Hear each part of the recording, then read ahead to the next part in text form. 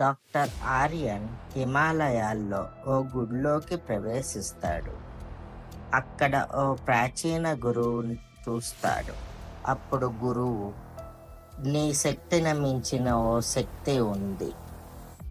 అది నియంత్రణ. అది నువ్వు నేర్చుకోవాలి అని అంటాడు.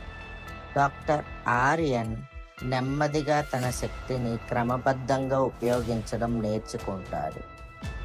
కానీ తను ఏకాగ్రతతో నేర్చుకోలేకపోతాడు. ఇది గమనించిన గురువు తనని ఆగమంటారు. నీకు వచ్చిన ఈ శక్తుల వల్ల జనాలు ప్రమాదంలో పడ్డారు.